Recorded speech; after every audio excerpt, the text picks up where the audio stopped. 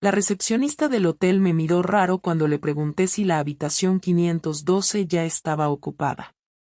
¿Nombre de la reserva?, me dijo, con ese tono profesional que apenas oculta la curiosidad morbosa.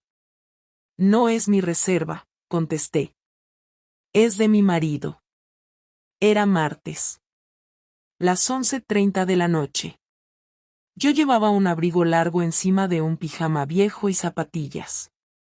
No tenía maquillaje, no había planificado nada. Solo una intuición tan fuerte que me hizo salir de casa sin pensarlo 2 veces cuando vi el recibo de un hotel boutique en su chaqueta. Mi hija dormía. Mi suegra vivía 2 calles más allá. Le dejé una nota en la puerta, como si fuera una adolescente escapándose de casa. La recepcionista, tras vacilar, bajó la voz. La habitación 512 está ocupada. Sí, miró alrededor, como si temiera cámaras o jefes cerca. Pero no le he dicho nada, ¿de acuerdo?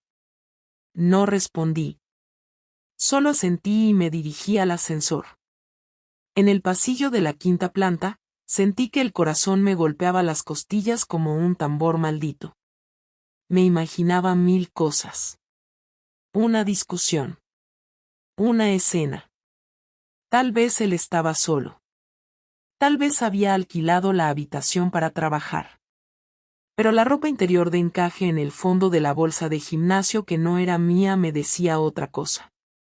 Me paré frente a la 512. Puse la oreja en la puerta. Y lo escuché. Risas. 2. Una de hombre y otra, femenina. Y luego una frase, clara como el cristal. La próxima vez dile a tu mujer que el partido fue a penaltis, no a tiempo extra. Te estás repitiendo mucho. No abrí la puerta.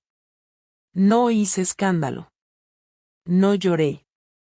Bajé por las escaleras, salí del hotel, y volví al coche con las manos heladas. Fue esa noche, en el parking vacío, donde decidí que si él podía hacerlo, yo también. Estuvo raro toda la semana, como si estuviera esperando a que yo dijera algo, pero no lo hacía. Le preparaba el café de siempre, la tostada con mermelada, y se sentaba al otro lado de la mesa mirando su móvil como si estuviera leyendo un informe clasificado. Yo no preguntaba nada, no porque confiara, sino porque necesitaba tiempo. Y eso era lo más jodido. Yo necesitaba tiempo después de haberlo visto entrar a un hotel con una mujer que no era yo, después de haberme quedado sola en el coche como una imbécil. Él sonreía, me hablaba como siempre, incluso más cariñoso que otras veces.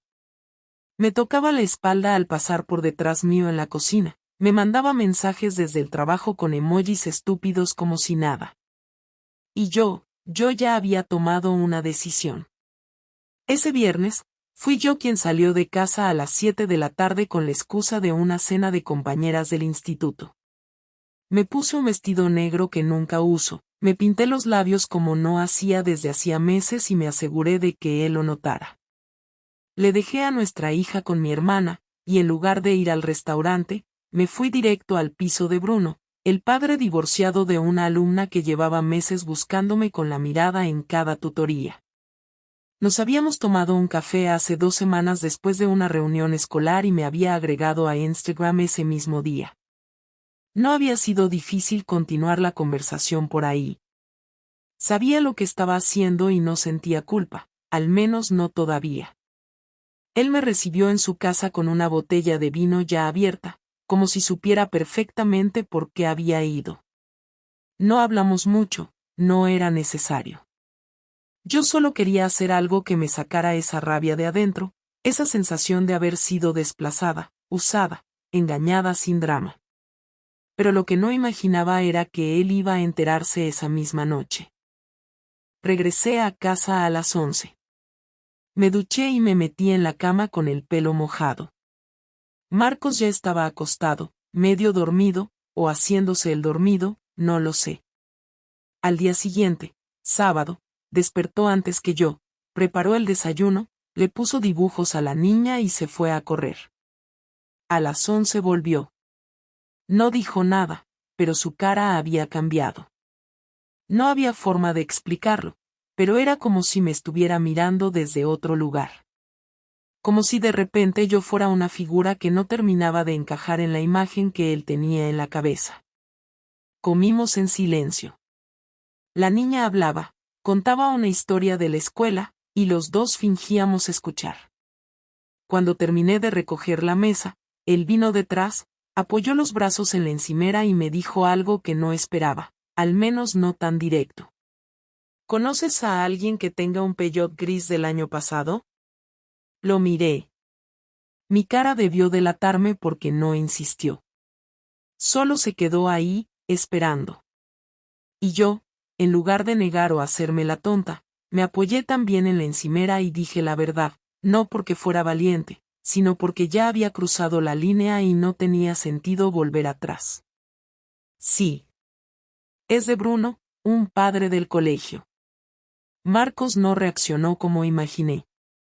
No gritó, no se fue, no me empujó contra la pared. Solo asintió con la cabeza como si todo tuviera sentido de repente. Ayer vi su coche en la puerta del bloque de tu hermana. No sabía que vivía allí. Así que me quedé esperando. 1 hora. 1 hora y media. Y saliste tú. Con él. No dije nada. No porque no tuviera palabras, sino porque cualquier cosa que dijera solo lo iba a empeorar. Estás con él, dijo sin levantar la voz, sin rabia, como si ya hubiera pasado por todas las etapas antes de llegar a esa frase. No estoy con él. Solo fui. ¿Cuántas veces? 1. Se alejó un paso, se apoyó en la mesa del comedor y bajó la mirada. No parecía triste. Parecía agotado. Como si acabara de terminar una carrera de fondo sin haber entrenado. ¿Y por qué? Esa fue la única pregunta que me hizo que me dolió de verdad. No porque no tuviera respuesta, sino porque no quería dársela. Porque no había una sola razón, había muchas. Porque cada noche que él llegaba y se metía al baño con el móvil. Porque cada vez que hablábamos del futuro y él solo decía ya veremos. Porque cuando me corté el pelo ni se dio cuenta. Porque durante meses dejé de sentirme mujer y solo era madre, profesora, ama de casa. Porque yo también necesitaba sentir que alguien me miraba con deseo. Pero no le dije nada de eso. Solo dije lo que podía decir sin que sonara como excusa. Porque me sentí sola. Él soltó una risa seca. No una burla, más bien una carcajada sin fuerza. ¿Y yo? ¿No crees que yo también me he sentido solo? No lo sé, Marcos. No lo sé. Pero no fuiste tú quien se metió en otro coche. No, yo solo fui el idiota que reservó un hotel para poder tener un momento de paz con otra mujer. La diferencia es que tú lo hiciste para vengarte, yo solo necesitaba escaparme de ti. Eso fue lo único que me dijo antes de salir por la puerta. No llevó nada, ni siquiera las llaves del coche. Me dejó ahí, de pie en la cocina, con la taza de café todavía en la mano. Y por primera vez desde que todo esto empezó, me sentí realmente vacía. No volvió esa noche. Tampoco la siguiente. No llamó, no escribió, no preguntó por nuestra hija, no dejó señales de vida. Y yo no lo busqué, no porque no me importara, sino porque no sabía qué decir. Durante los primeros días me sentí aliviada, como si por fin algo se hubiese roto del todo y ya no tuviera que fingir más. Pero ese alivio me duró poco, y se transformó en otra cosa, una mezcla de ansiedad y rabia contenida que no podía expulsar con nadie. Mi hermana me preguntó por qué Marcos no venía a recoger a la niña, le dije que estaba con trabajo. Las compañeras del instituto comentaron que me veían más delgada, más seria, y yo solo sonreía. Por dentro, estaba esperando. Esperando a que apareciera, que dijera algo, que gritara, que rompiera un plato, que me dijera que todo era una mierda. pero no lo hizo. Y eso era peor. El lunes siguiente a la cena con compañeras, él vino. No llamó antes. Entró con su llave, como siempre, y fue directo al salón. Yo estaba en la cocina, preparándole la merienda a la niña. Escuché sus pasos, su voz saludando con un tono neutro, casi educado. Ella se le lanzó encima, como si no hubiera pasado nada. Él la abrazó, se agachó, le preguntó cómo estaba, qué había hecho en el cole. Todo normal. Demasiado normal. Y después de unos minutos, me miró. ¿Podemos hablar? Le dije que sí sin mirarlo. Le pedí a mi hermana que viniera a buscar a la niña, y cuando se fueron, nos quedamos solos en el comedor, frente a frente. Él traía una carpeta en la mano, la puso sobre la mesa sin decir nada al principio. Luego se sentó, respiró hondo y habló.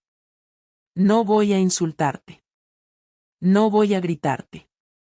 No voy a darte el gusto de convertirme en el malo de esta historia. Ya hiciste tu parte, ahora me toca a mí. Yo no dije nada. Ni siquiera sabía cómo empezar. Él abrió la carpeta y me mostró unas fotos. Yo no sabía que alguien nos había seguido. Él sí. Había contratado a un tipo para confirmar algo que ya sabía. Una foto era de mí entrando al portal del piso de Bruno. Otra, saliendo 2 horas después. Una tercera, de los dos en una terraza, tomando café al día siguiente, cuando quise explicarle a Bruno que lo del viernes no se iba a repetir. No me interesa saber si fue solo una vez.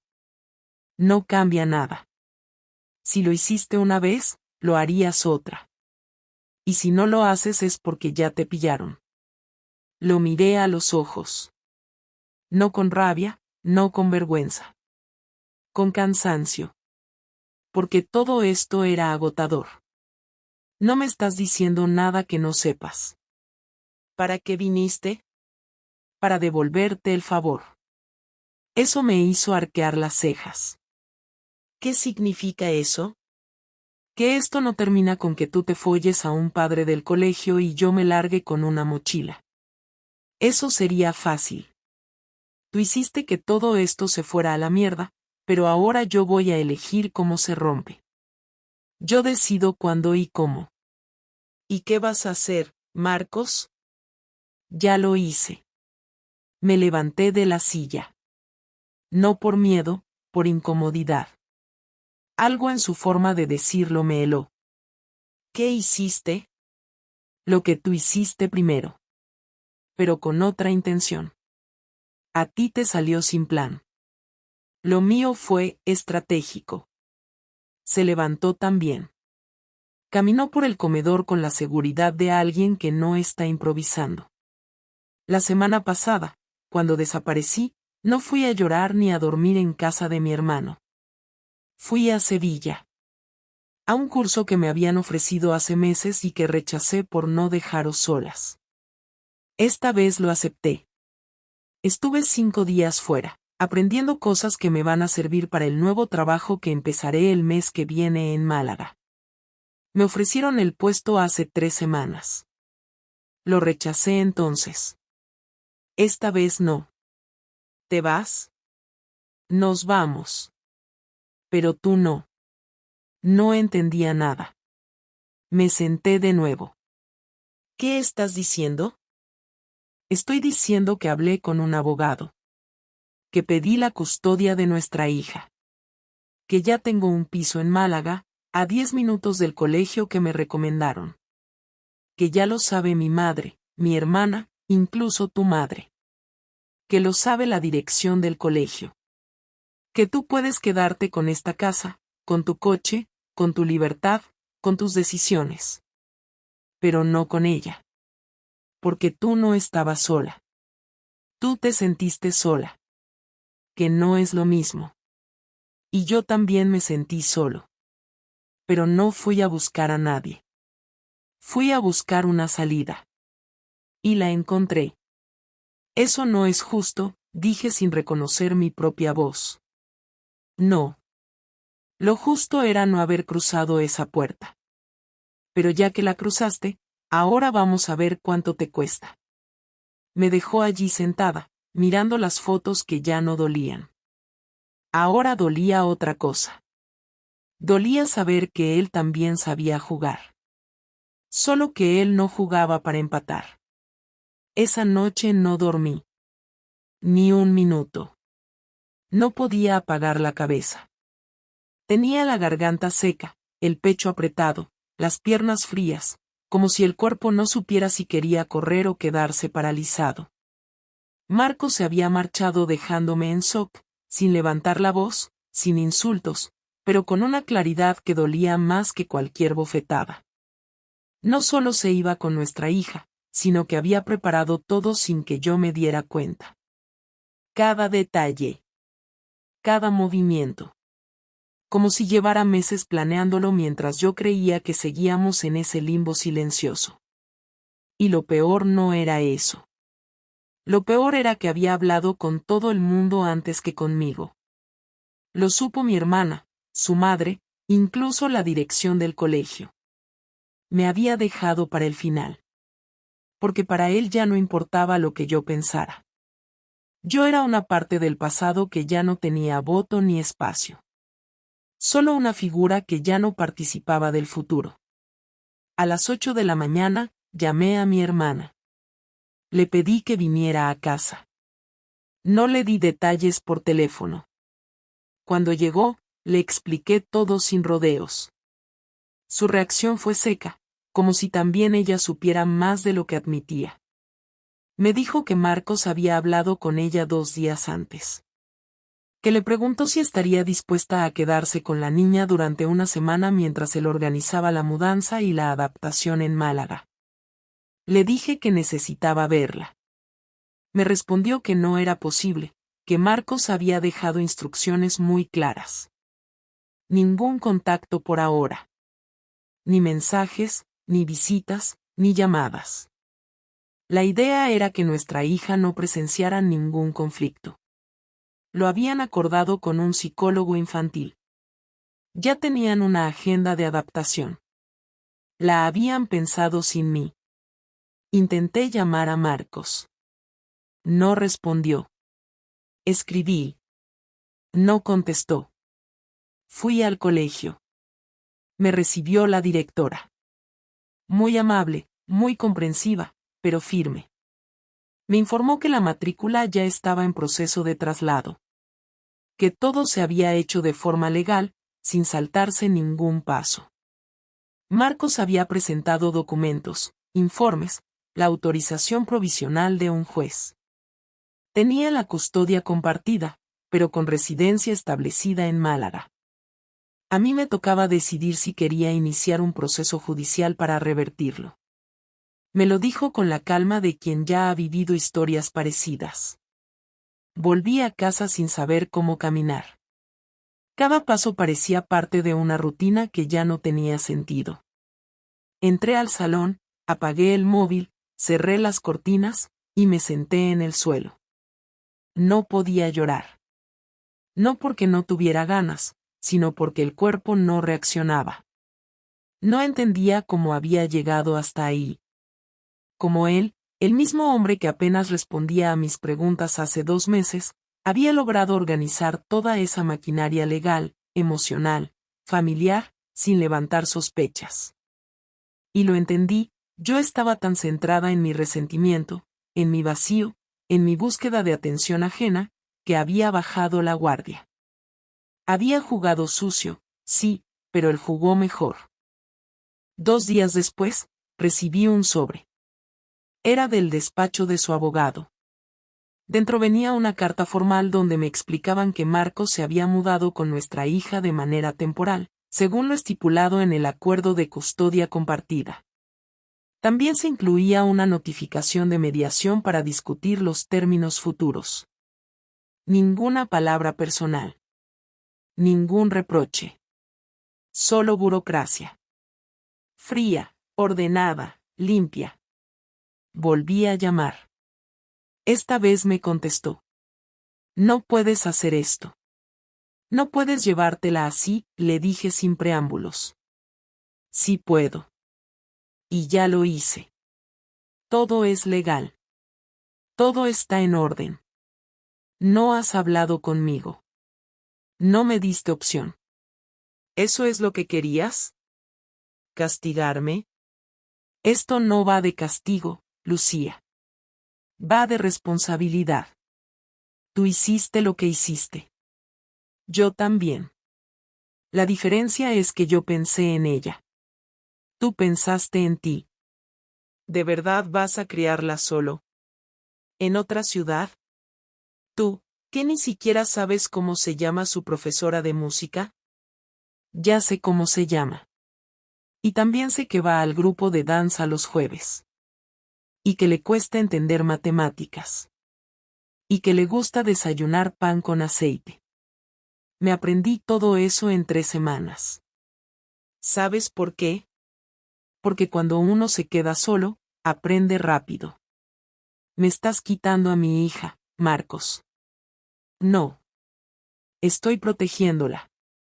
Porque tú y yo nos convertimos en personas que no deberían estar criando a nadie juntas. Yo ya acepté eso. A ti te toca ahora. ¿Y si quiero pelear por ella? Tienes todo el derecho. Pero mientras tanto, ella se queda conmigo.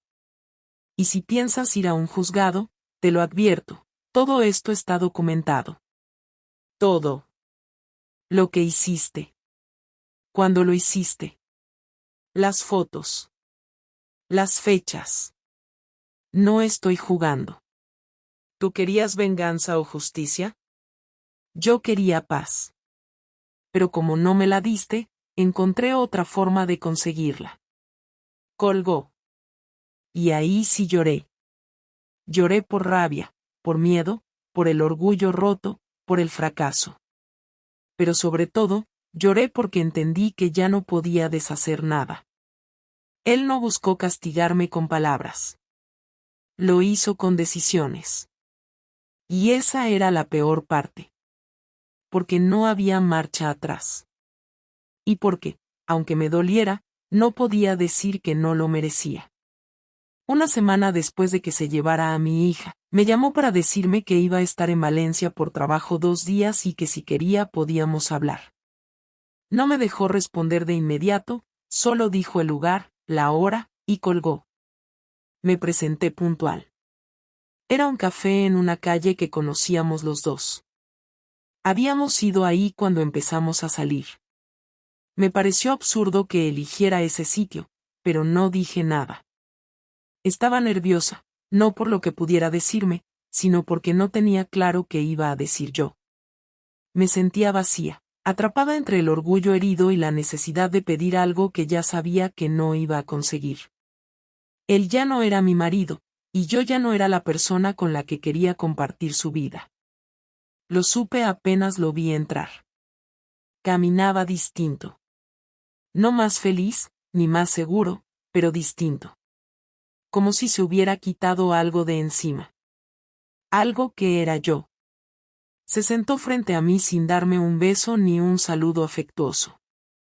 Me preguntó si quería algo de beber. Dije que no. Él pidió un café. No hubo silencios incómodos. Solo una especie de tensión medida, como si los dos hubiéramos ensayado esto antes. No voy a alargar esto, dijo, con tono directo. Solo quería mirarte a la cara una vez más antes de cerrar todo definitivamente. ¿Y qué es todo? Nosotros. El matrimonio. El vínculo. La convivencia. El intento. Ya está. No dije nada. Me quedé observando cómo removía el azúcar en el café, como si necesitara un gesto automático para sostener la calma. Luego me miró de frente.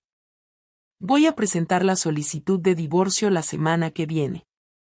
El abogado ya está trabajando en el convenio. Te va a llegar el borrador. Puedes revisarlo con quien quieras. No tengo problema en ajustar algunos detalles. No quiero guerra. ¿Y nuestra hija? Se queda conmigo por ahora. Lo hablamos en la mediación. Si todo va bien, evaluamos un régimen nuevo. Pero tiene que haber una base. Y esa base no puede construirse sobre lo que hiciste. Lo que hicimos, corregí. No. Lo que hiciste tú. Yo tomé decisiones después. Tú rompiste primero. Y no quiero volver a discutir sobre eso. Ya pasó. Estoy en otro lugar. Y no voy a volver a ese pozo. Sentí que las palabras me apretaban la garganta, pero no quería mostrar debilidad. No ahí, no con él viéndome así. Apreté las manos contra las piernas y forcé una respuesta. No te pedí que volvieras. Pero tampoco tienes derecho a quitarme a mi hija como si yo fuera un peligro. No eres un peligro, Lucía. Pero sí una decepción. Y los niños sienten eso, aunque no lo entiendan. No quiero que crezca viendo a dos personas que se toleran sin respeto ni cariño. Prefiero que tenga una casa estable, aunque eso implique vivir a distancia de uno de sus padres. ¿Y tú eres esa casa estable? Ahora mismo, sí. Lo estoy siendo. Por ella. No por mí. Yo también estoy roto, no lo niego, pero no me acuesto con gente para curarme. No uso a nadie para sentirme viva. Afronté lo que pasó, me dolió, lloré, y decidí hacer algo. Tú solo huiste. Lo que más dolía era que cada palabra tenía sentido. No era cruel. Solo estaba siendo honesto. Y en esa honestidad me clavaba cada error como un cuchillo lento. Pero yo también tenía algo que decir, aunque fuera tarde. No quería destruir nada, Marcos. Solo quería sentir algo. Lo que fuera. No fue planeado. No fue una venganza. Fue un error. Un error de esos que sabes que van a romperlo todo y aún así los cometes. Entonces asume las consecuencias. No me pidas que lo olvide. No me pidas que lo repare. No me pidas que lo negocie. ¿Y nuestra hija? ¿Ella no merece algo más que esta división absurda? Ella merece padres que no se odien. Y ahora mismo, yo no puedo mirarte sin pensar en todo lo que perdiste sin darte cuenta. Tuvimos años buenos, pero no supiste cuidarlos. Me perdiste antes de que yo siquiera pensara en irme. Y ahora quieres que vuelva como si nada. Me incliné hacia adelante, bajé la voz. No quería discutir. Ya no me quedaban fuerzas para eso. ¿Y si me arrepiento de todo? Eso es tuyo. Haz lo que quieras con tu arrepentimiento. Yo ya estoy en otra fase. No estoy esperando tus disculpas ni tus lágrimas. Solo vine a cerrar esto sin gritos. Sin abogados tirándose los trastos. Sin escenas delante de nuestra hija. ¿Y no hay nada que pueda hacer? No. Ni hablarlo más. No. ¿Ni una oportunidad? Ya la tuviste. Se levantó, dejó unos billetes sobre la mesa, me miró una última vez y se fue. No hubo abrazo. No hubo pausa dramática. Solo se fue. Y yo me quedé ahí, sentada en la misma silla donde una vez reímos los dos por cosas estúpidas, ahora tragándome un silencio que dolía más que cualquier insulto. Han pasado 3 meses desde aquella última conversación. Firmamos los papeles en silencio, sin discusiones. Él lo dejó todo organizado con su abogado. El piso se quedó a mi nombre. También el coche. La custodia de nuestra hija quedó en una fórmula que me pareció cruel en su precisión: alternancia por trimestres escolares, sin pernoctas intermedias, con videollamadas 3 veces por semana, y vacaciones repartidas de forma equitativa. Es decir, lo justo. Nada más. Y en eso se convirtió todo, en lo justo. sin afecto, sin cariño, sin segundas oportunidades. Solo un contrato que regula cómo dos personas que ya no se miran con respeto tienen que coordinarse por alguien que no tiene la culpa de nada. La casa está igual. Mismos muebles, mismas paredes, mismas fotos en los marcos, aunque alguna ya la he quitado. La ropa de Marcos ya no ocupa su lado del armario. El baño ya no tiene su cepillo. Las rutinas de la mañana son silenciosas, más ordenadas, pero más vacías. Me levanto temprano, desayuno sola, reviso los horarios del instituto, respondo correos. En clase me esfuerzo por no perder la concentración, aunque a veces me cuesta conectar con los alumnos. Muchos me preguntan si estoy cansada. Otros me dicen que parezco más seria. Supongo que es normal. Cuando una parte de tu vida se derrumba, lo único que puedes hacer es sostener las que quedan. La niña se adaptó mejor de lo que pensé. En las videollamadas se muestra animada, cuenta cosas del colegio nuevo, de las amigas que va conociendo, de los planes que hace con Marcos los fines de semana. Me habla con naturalidad, sin rencor, pero a veces la noto conteniéndose. Sabe que algo cambió. Sabe que lo que teníamos ya no volverá. No me ha preguntado por qué vivimos separadas. No directamente. Pero su mirada es distinta. Y yo lo noto. Me esfuerzo por ser alegre, por no dejar que vea la tristeza en mis gestos, pero no siempre lo consigo. A veces le digo que estoy cansada. Que tuve un día largo. Que me duele la cabeza. Mentiras pequeñas, necesarias para protegerla de verdades que aún no puede procesar. No volví a ver a Bruno. No porque él me haya rechazado. Fui yo quien cortó todo contacto. No quise mantener abierta una historia que solo existió en un momento de debilidad. Ni siquiera sé qué pensaba él de lo que pasó. Me escribió una vez. No respondí. No por odio, sino porque no tenía sentido. Lo que necesitaba no era un refugio, sino enfrentarme a todo lo que arruiné por buscar uno. Y eso no se repara empezando otra relación. Se repara enfrentando lo que hiciste y aprendiendo a vivir con las consecuencias. No creo que Marcos me odie. Pero tampoco creo que quede algo de afecto. Lo que hubo se terminó. Yo destruí la confianza. Él construyó una salida. Y ahora cada uno sigue su camino.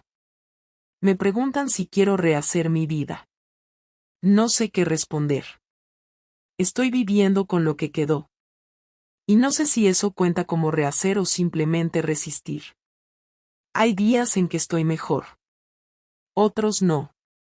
Me sorprendo llorando en el coche, en un semáforo, al escuchar una canción que no escuchaba desde hace años. O al ver a una madre con su hijo en el parque. Cosas simples que antes no significaban nada. Ahora lo significan todo. O lo que no pude sostener.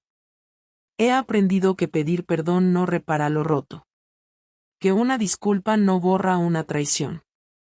Que cuando cruzas ciertos límites, aunque te arrepientas, hay puertas que no se abren más.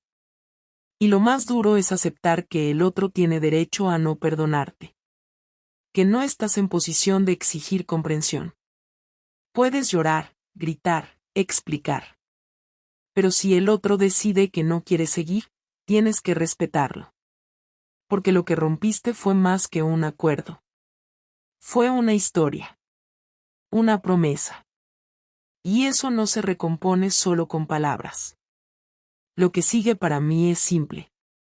Trabajar, cuidar de mi hija cuando le toque estar conmigo, intentar no repetir los mismos errores. No me interesa tener pareja. No ahora. No porque esté en duelo. Sino porque todavía estoy aprendiendo a vivir conmigo misma.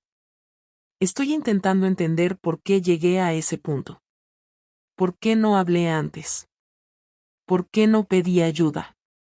¿Por qué no dije que me sentía vacía en lugar de llenar ese vacío de la peor forma? Esas respuestas no las encontrás en una terapia express ni en un nuevo amor. Solo llegan cuando estás dispuesta a escuchar lo que no querías ver de ti. No sé si algún día Marcos y yo podremos hablar sin peso encima. Me gustaría. No por volver, sino por cerrar desde otro lugar. Por ahora, la distancia es lo único sano. A veces me escribe por temas de la niña. Siempre correcto, breve, sin más. Otras veces, ni siquiera eso. Y me cuesta, pero lo acepto. ¿Por qué es lo que corresponde? Porque aunque él también cometió errores, el mío fue el primero, el más sucio, el que puso en marcha todo lo demás. Y eso es lo que queda. Una vida partida en dos. Un matrimonio terminado. Una hija con 2 casas. Y una mujer que aprendió demasiado tarde que hay decisiones que no solo cambian tu presente, sino que te roban el futuro que dabas por hecho. Y ahora, solo me queda seguir.